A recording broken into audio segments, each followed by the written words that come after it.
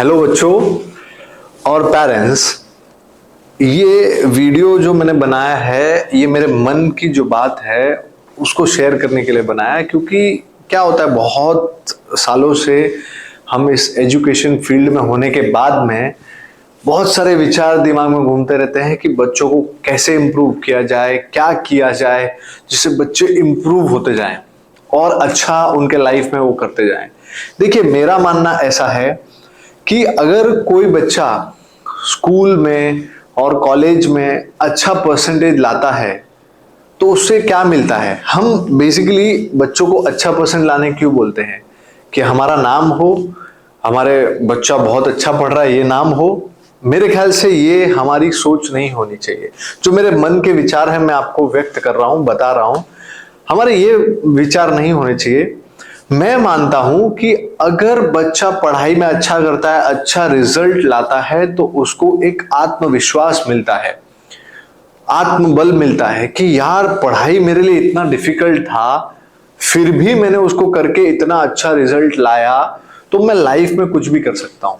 तो ये एक मनोबल मिलता है कि लाइफ में कोई भी अचीवमेंट होगा मैं आसानी से अचीव कर लूंगा अगर पढ़ाई में वो बच्चा अच्छा होता है तो इसीलिए हम पीछे पड़ते हैं कि पढ़ाई में रिजल्ट अच्छा लाओ बच्चों, मार्क्स अच्छे आने चाहिए, आपके पिछले साल के कंपैरिजन में इस साल के मार्क्स बहुत अच्छे आने चाहिए। लेकिन क्या होता है, बाय द वे हम इस प्रोसेस से जब गुजरते हैं कि बच्चा जो कमजोर है, वीक है, वो बचपन से कमजोर नहीं था, वो कुछ परिस्थितियों की वजह से, उसकी सराउंडिंग की वजह से, उसके आजू बाजू लोग होने की वजह से, घर में माहौल कैसा है उसकी वजह से, और बहुत सारे कारण हैं। आजकल डिजिटलाइजेशन हो गया है, मोबाइल फोन यूज करने की वजह से बहुत सारे कारण हैं जिसकी वजह से बच्चों की मेमोरी वीक होती जा रही है। तो ये होने के वजह से बच्चे वीक होते जा रहे हैं और पढ़ाई में कहीं ना कहीं बहुत ज्यादा प्रॉब्लम्स आ रही हैं उनको। बहुत सारे बच्चे मेरे से ऐसा बोलते हैं, सर हम बहुत कोशिश करते हैं लेकिन याद ही नहीं होता है। अब ये याद नहीं होता है, उसका एक ही कारण है, उनका मेमोरी जो है वो बाकी सब चीजों से फुल हो चुका है। उनका मेमोरी मोबाइल फोन की गेम से, मोबाइल में जो चीजें देखी हैं उनकी वजह से फुल हो चुका है, जिसकी वजह से उनको ये पता ही नहीं है कि भाई मैं पढ़ रहा हूं मेरे को याद क्यों नहीं रह रहा है। क्यों नहीं याद रह रहा है? क्योंकि उसके दिमाग में सारी चीजें जो फोन की आ चुकी हैं, मेमोरी फुल कर चुकी हैं। अब वो कुछ भी अंदर लेगा उसको याद आएगा ही नहीं।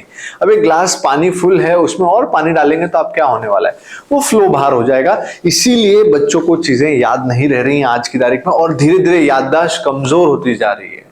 तो ये चीजें मैंने ऑब्जर्व की हैं। फिर कुछ बच्चे तो ऐसे होते हैं जो कंटिन्यूअसली मेहनत करने के बाद उनके ऊपर हम कितना भी मेहनत करें लेकिन उनका आउटपुट नहीं आता है। तो जब मैंने इस पे ध्यान दिया और इस पे फोकस किया, अलग अलग सेंटर्स पे जाके वीक बच्चों से बातचीत की, तो वीक बच्चों के पेरेंट्स, यानी जो बच्चे अच्छा नहीं पढ़ पाते हैं उनके पेरेंट्स से बातचीत की। सर ये घर पे भी बहुत करता है, ट्राई करता है और कोशिश करता है, थोड़ी देर पढ़ता है, बाद में नहीं पढ़ पाता है।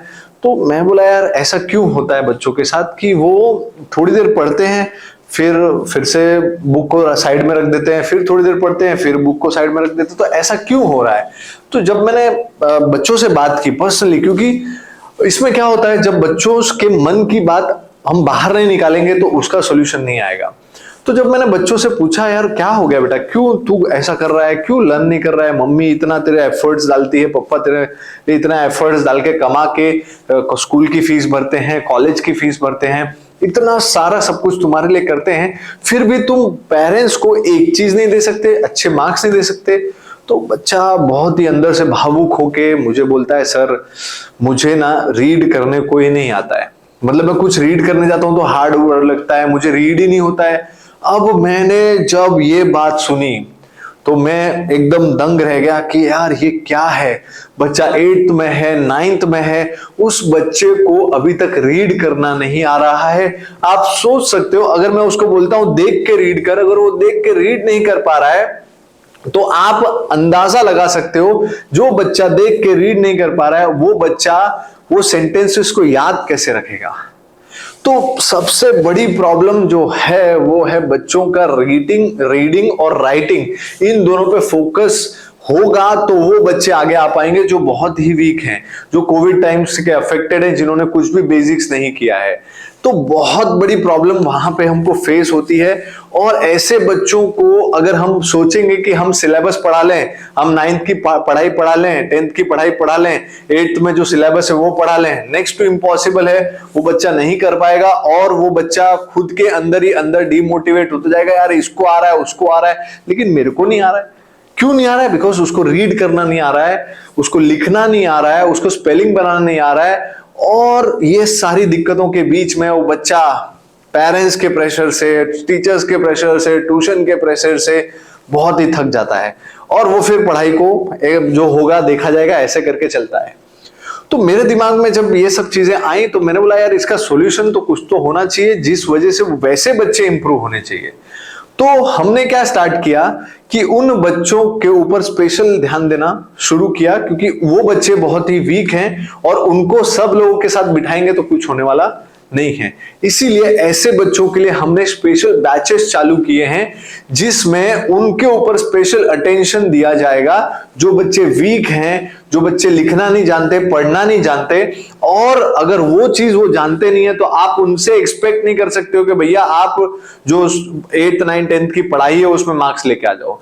Not possible. पेरेंट्स ये दिमाग से आप चीज निकाल दीजिए, आप प्रेशर कर करके थक जाएंगे, लेकिन कुछ होने वाला नहीं है, क्योंकि हम इतने बच्चों से डील कर चुके हैं। अब हमारे 10 साल कंप्लीट हो गए, हम लगभग 20,000 स्टूडेंट और पेरेंट्स को डील कर चुके हैं।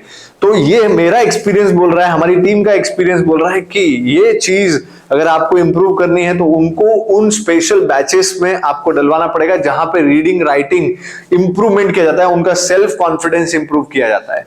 तो ये सारी चीजें मेरे दिमाग में जब घूमती रहती है बैठे रहता हूं, तो मैं बोला यार ये सब चीजें पेरेंट्स को मुझे बतानी चाहिए, इसलिए मैं ये वीडियो बना रहा हूं कि आपको पता चलना चाहिए मेरे दिमाग में भी क्या चल रहा है बच्चों के लिए, क्योंकि मैं बच्चों के लिए बहुत ही इमोशनल हूं और मैं हर एक चीज जिससे बच्चा इंप्रूव हो वो चीज मैं करना चाहता हूं, मेरी टीम से मैं करवाता हूं, क्योंकि हम इसी के लिए जाने जाते हैं। क्योंकि जो बच्चा वीक होता है, 40% लाता है, उसको 90 तक पहुंचाना, 50% लाता है, उसको 90 तक पहुंचाना, यही हमने अब तक उद्देश्य रखा है और हमेशा यही उद्देश्य रहेगा।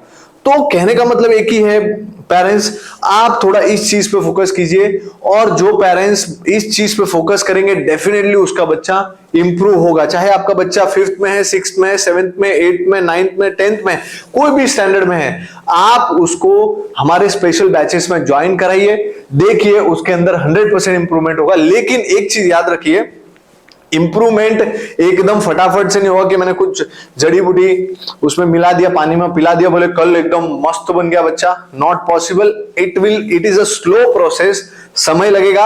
आपको हमारे ऊपर कॉन्फिडेंस रखना पड़ेगा, खुद के ऊपर कॉन्फिडेंस रखना पड़ेगा, तो ये चीजें पॉसिबल हो सकती हैं।